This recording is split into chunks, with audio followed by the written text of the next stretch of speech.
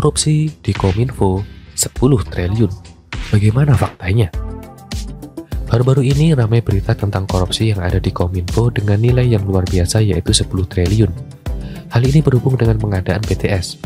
Bahkan ada dua sahabat penulis Word yang sudah mengangkat kasus tersebut, bahkan mengaitkan dengan dukungan Nasdem terhadap Anies Baswedan.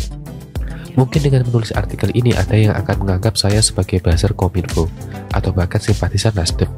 Tapi ya nggak apa-apa, karena itu memang sebuah resiko dari pendapat yang saya utarakan dengan niat untuk mengajak teman-teman semua melihat masalah dengan lebih jeli dan adil.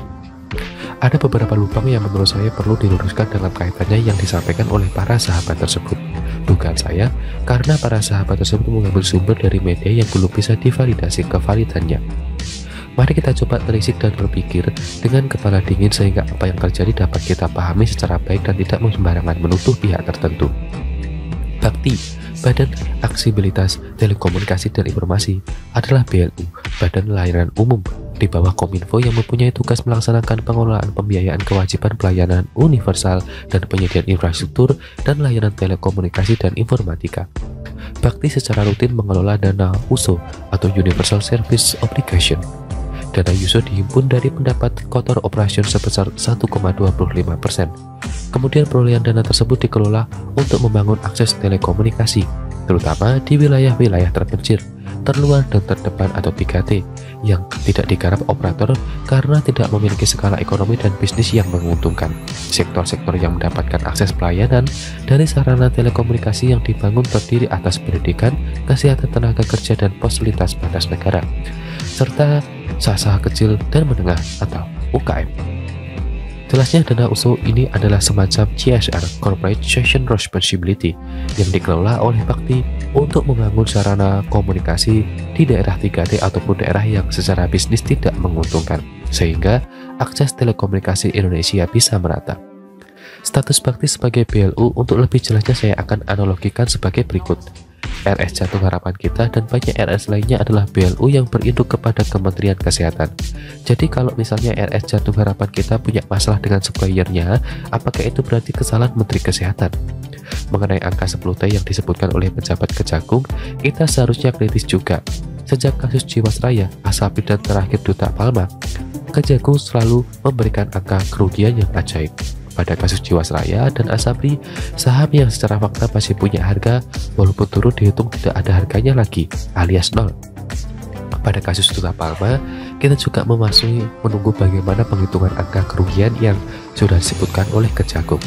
Bukan tidak mungkin kasus yang disebutkan dugaan korupsi di Kominfo, penghitung kerugiannya juga ajaib.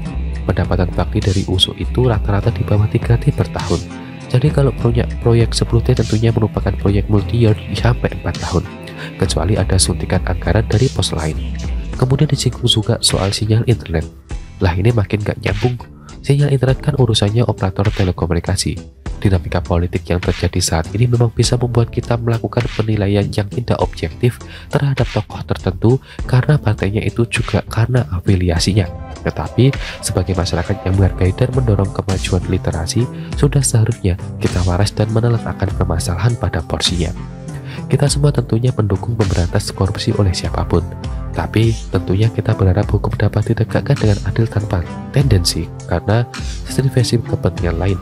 Sebagai masyarakat yang waras, kita juga harus meletakkan semua masalah pada porsinya.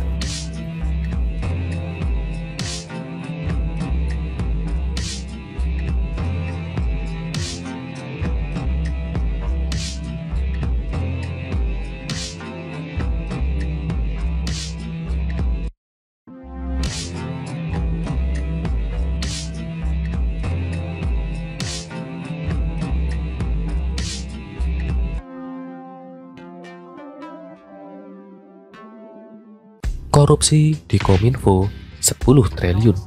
Bagaimana faktanya? Baru-baru ini ramai berita tentang korupsi yang ada di Kominfo dengan nilai yang luar biasa yaitu 10 triliun. Hal ini berhubung dengan pengadaan BTS. Bahkan ada dua sahabat penulis Word yang sudah mengangkat kasus tersebut, bahkan mengaitkan dengan dukungan Nasdem terhadap Anies Baswedan. Mungkin dengan menulis artikel ini ada yang akan menganggap saya sebagai buzzer Kominfo atau bahkan simpatisan Nasdem. Tapi ya nggak apa-apa, karena itu memang sebuah resiko dari pendapat yang saya utarakan dengan niat untuk mengajak teman-teman semua melihat masalah dengan lebih jeli dan adil. Ada beberapa lubang yang menurut saya perlu diluruskan dalam kaitannya yang disampaikan oleh para sahabat tersebut. Dugaan saya, karena para sahabat tersebut mengambil sumber dari media yang belum bisa divalidasi kevalidannya. Mari kita coba telisik dan berpikir dengan kepala dingin sehingga apa yang terjadi dapat kita pahami secara baik dan tidak sembarangan menuduh pihak tertentu. Bakti, Badan Aksibilitas Telekomunikasi dan Informasi, adalah BLU, Badan Layanan Umum, di bawah Kominfo yang mempunyai tugas melaksanakan pengelolaan pembiayaan kewajiban pelayanan universal dan penyediaan infrastruktur dan layanan telekomunikasi dan informatika. Bakti secara rutin mengelola dana USO atau Universal Service Obligation. Dana USO dihimpun dari pendapat kotor operation sebesar 1,25%. Kemudian perolehan dana tersebut dikelola untuk membangun akses telekomunikasi, terutama di wilayah-wilayah terpencil, terluar dan terdepan atau 3T, yang tidak digarap operator karena tidak memiliki skala ekonomi dan bisnis yang menguntungkan. Sektor-sektor yang mendapatkan akses pelayanan dari sarana telekomunikasi yang dibangun terdiri atas pendidikan, kesehatan tenaga kerja dan pos lintas batas negara, serta usaha kecil dan menengah atau UKM.